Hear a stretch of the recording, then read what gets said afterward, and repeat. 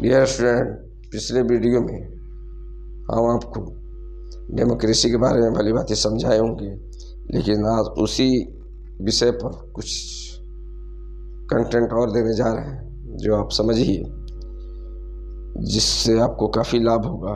सबसे पहले जानिए कि डेमोक्रेसी क्या है। तो आप पिछले वीडियो में इस चीज़ को भली बातें समझ गए होंगे, लेकिन बात आप लोग डेमोक्रेसी के कितने प्रकार हैं इस चीज़ को नहीं समझे होंगे।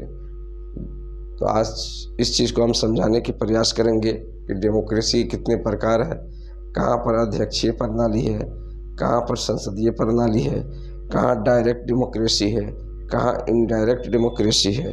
तो सबसे पहले आप लोग जानिए कि डेमोक्रेसी यानी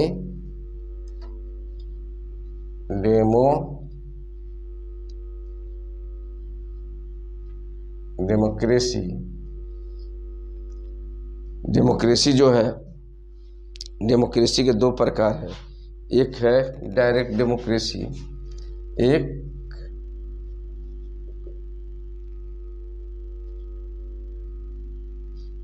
डायरेक्ट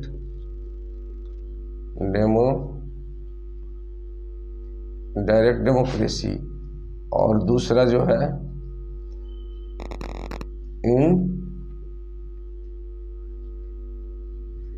इनडायरेक्ट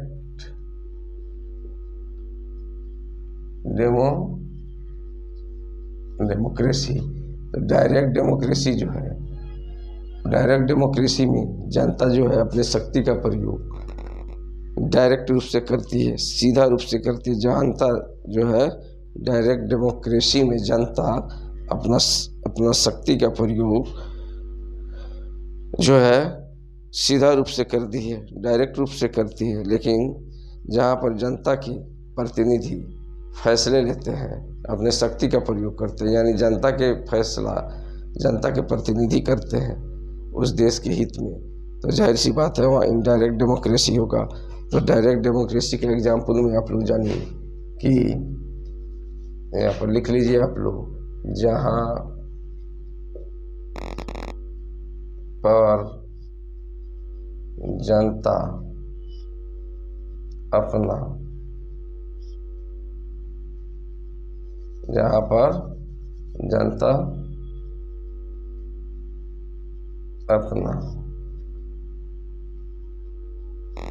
शक्ति का प्रयोग सीधा करता है, जहाँ पर जनता अपने शक्ति का प्रयोग सीधा यानी प्रत्यक्ष रूप से करता है, सीधा या प्रत्यक्ष डायरेक्ट रूप से करता है, उसे हम डायरेक्ट डेमोक्रेसी के नाम से जानते हैं। जैसे आपको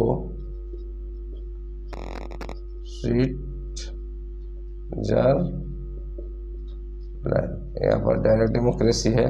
अब जाहिर सी बात है जहाँ पर जनता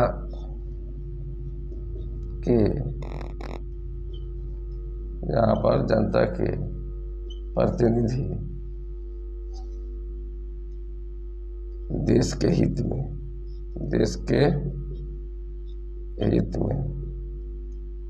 जहाँ पर जनता के प्रतिनिधि देश के हित में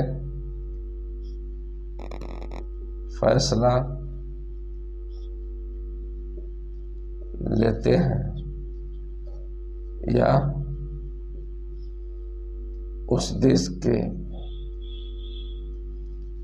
जहाँ पर जनता के प्रतिनिधि देश के हित में फैसला लेते हैं, वहाँ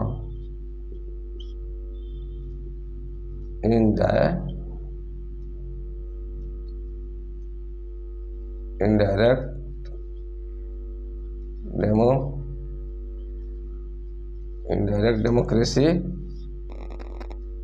कहलाता है। जैसे पूरे विश्व में जहाँ पर जनता के प्रतिनिधि यानी जनता के द्वारा चुने गए नेता प्रतिनिधि देश के हित में फैसला लेते हैं वहाँ अप्रत्यक्ष लोकतंत्र है।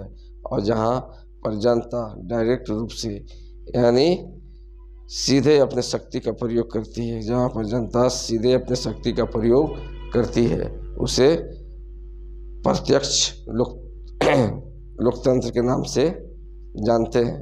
तो आपको हम एग्जाम्पल दे दिए हैं कि स्विट्जरलैंड में जनता अपने शक्ति का प्रयोग डायरेक्ट रूप से करती है और इनडायरेक्ट रूप से जो जहाँ पर जनता के चुने गए प्रतिनिधि फैसले लेते हैं वहाँ पर इनडायरेक्ट डेमोक्रेसी यानी अप्रत्यक्ष लोकतंत्र का निर्माण होता है। तो वह कौन कौन देश है? तो अमेरिका और यूएसए, इसमें एग्जाम्पल दे सके अमेरिका, यूएसए और बहुत सारा कंट्री है। तो अमेरिका, इंडिया, इस हिसाब से आप बहुत सारा कंट्री, इस चीज़ को आप लोग भली भांति समझ जाएंगे, कोई भी आप लोगों को परेशानी नहीं होगी। लेकिन चलिए हम देखते हैं कि इस कंटेंट में जो है यानी इनडायरेक्ट जो डेमोक्रेसी है, इनडायरेक्ट डेमोक्रेसी जो है, इनडायरेक्ट डेमोक्रेसी का भी दो प्रकार है।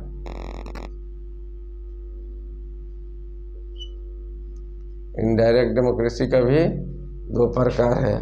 एक है संसदीय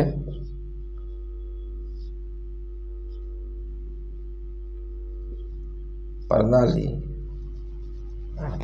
एक है संसदीय प्रणाली और दूसरा है अध्यक्षीय प्रणाली।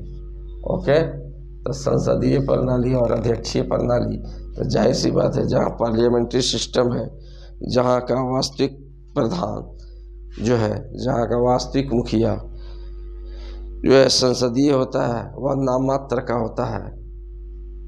नाम मात्र का जो है, जहाँ पर पार्लियामेंट्री सिस्टम है वहाँ पर जहाँ पर पार्लियामेंट्री सिस्टम है वहाँ का जो है मुखिया जो होता है नाम मात्र का होता है और वास्तविक प्रधान जनता यानी डायरेक्ट रूप से जो वास्तविक प्रधान होता है जो प्रधानमंत्री होता है। तो उस चीज़ को आप लोग जानिए कि इस कंटेंट में भारत देश है, यहाँ नॉमिनेट जो है राष्ट्रपति है और एक्चुअल जो एग्जीक्यूटिव है यानी एक्चुअल जो वास्तविक प्रधान जो अध्यक्ष है देश का वह प्रधानमंत्री है। तो राष्ट्रपति वास्तविक मुखिया जो है यहाँ पर पार्लियामेंट्री सिस्टम में नहीं होता है और विधानमंडल को यहाँ पर भंग किया जा सकता है यानी संसद को भंग किए जाने का भी प्रावधान है।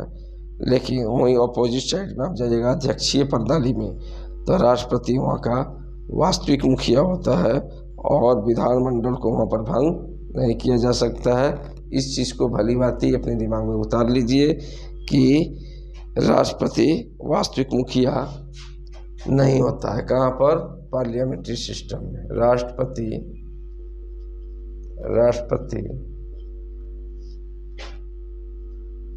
वास्तविक मुखिया,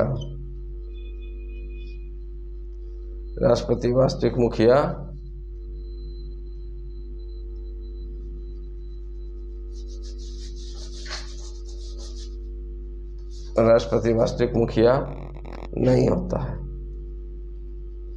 नहीं होता है। ओके, दूसरा जानिए संसदीय पार्लियामेंट्री सिस्टम में, दूसरा जानिए पार्लियामेंट्री सिस्टम में कि यहाँ संसद को भंग किया जा सकता है। यहाँ पर संसद को भंग किया जा सकता है और यहाँ पर जो वास्तविक प्रधान जो होता है वास्तविक जो मुखिया होता है, वास्तविक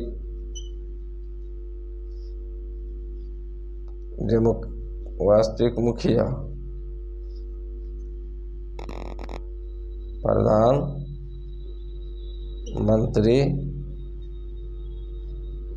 होता है। यानी पार्लियामेंट्री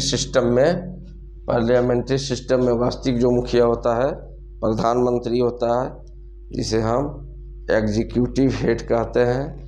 यानी भारत के एग्जीक्यूटिव हेड, एक्चुअल एग्जीक्यूटिव प्रधानमंत्री होता है, और नॉमिनेट एग्जीक्यूटिव नाम मात्र का कार्यकाल का, यानी नाम जो है मुखिया प्रेसिडेंट होता है।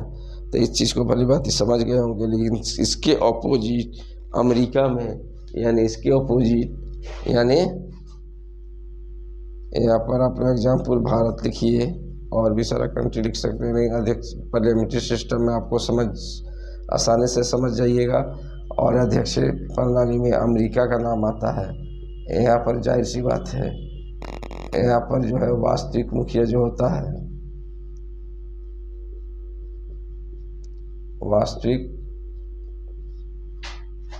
वास्तविक मुखिया देश का, यानी एक्चुअल एग्जीक्यूटिव,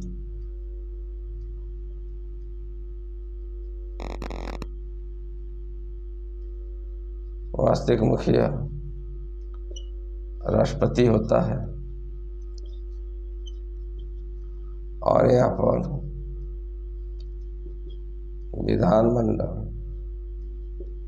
पर विधानमंडल या संसद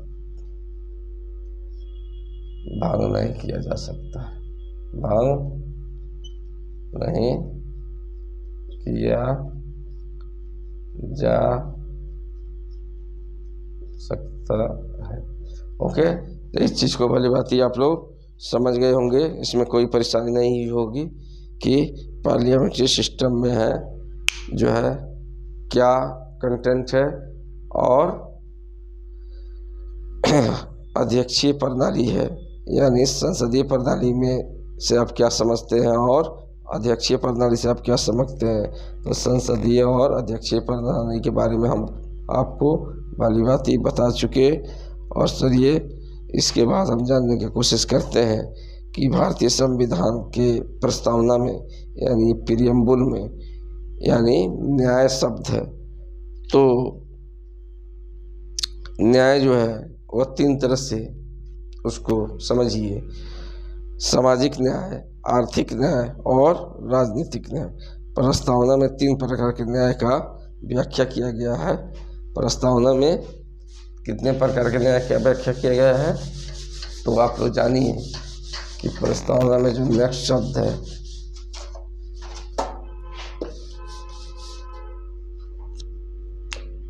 नेक्स्ट शब्द क्या है? न्याय।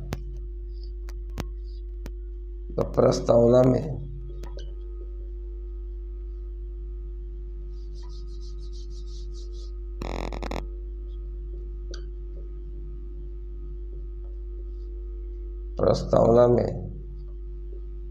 न्याय शब्द को 3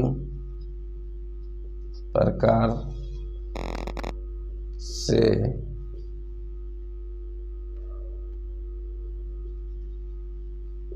डिफाइन, यानी उसको परिभाषित किया गया है, बताया गया है। तो वह 3 शब्द कौन है? नंबर 1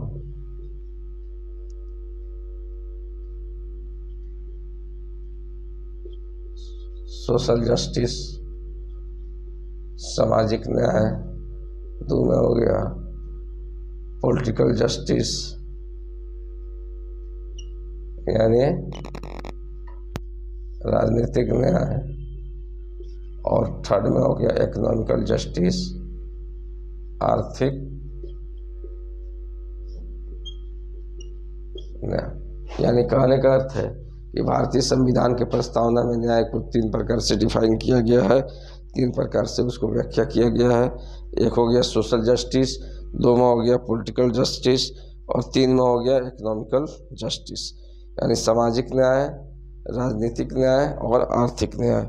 और न्याय शब्द का जो कंसेप्ट है वो कहाँ से लिया गया है? तो न्याय शब्द का कंसेप्ट 1917 ईस्वी में रूसी क्रांति से हमारे भारतीय प्रस्तावना में लिया गया है। तो इस चीज़ को जान लीजिए कि न्याय शब्द को,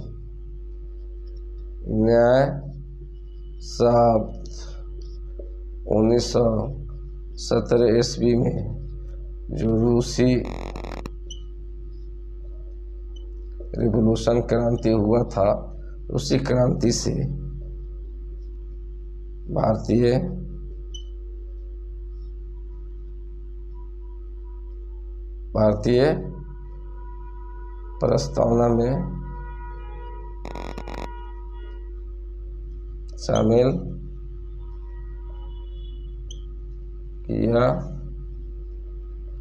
गया है। ओके, इस चीज़ को भली भांति आप लोग समझ गए होंगे, इसमें कोई आपको परेशानी नहीं हुई होगी। तो चलिए नेक्स्ट वीडियो में हम जो बताए थे आपको कि संप्रभुता क्या है, उस चीज़ के बारे में आप समझ गए हैं। दूसरा कंटेंट हम बताए समाजवाद। तो समाजवाद के बारे में हम बोले कि इसका विस्तृत जो व्यापक रूप से जो हम समझाएंगे आसान शब्दों में, और नेक्स्ट वीडियो में समझाएंगे, तो उसको हम नेक्स्ट वीडियो में ही समझेंगे। लेकिन उसके बाद भी हम आपको तीसरा कंटेंट डेमोक्रेसी के बारे में भली भांति हम समझा चुके, और इसको आप लोग इस वीडियो को अच्छे से देखकर आसान शब्दों में उसको आप लोग समझ लीजिए कि डेमोक्रेसी क्या है, संप्रभुता क्या है, समाजवाद पर हल्का डिस्कशन की है, उसको भी जानिए कि नेक्स्ट वीडियो में उसके बारे में भी हम चर्चा करेंगे। और चौथा कंटेंट बताए आप लोगों को न्याय। तो भारतीय संविधान में न्याय को किस रूप में व्याख्या किया गया और कहाँ से लिया गया है, इस चीज़ को भी भली भांति आप लोग समझ गए होंगे। नेक्स्ट वीडियो में फिर मिलेंगे हम लोग। अगर वीडियो अच्छा लगे तो लाइक कीजिए, सब्सक्राइब कीजिए और कमेंट कीजिए। Okay, thanks.